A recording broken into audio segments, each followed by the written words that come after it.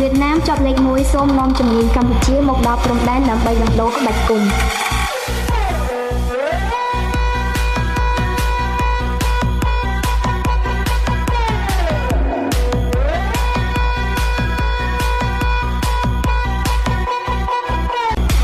វៀតណាមជាប់លេខ1សូមនាំជំនាញកម្ពុជាមកដល់ព្រំដែនដើម្បីដោះដូរក្បាច់គុណ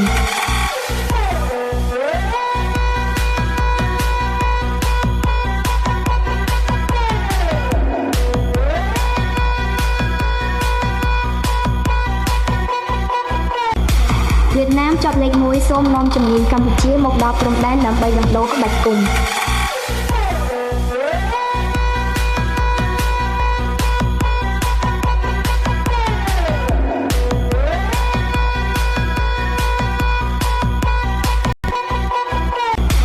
វៀតណាមជាប់លេខ1សូមនាំជំនាញ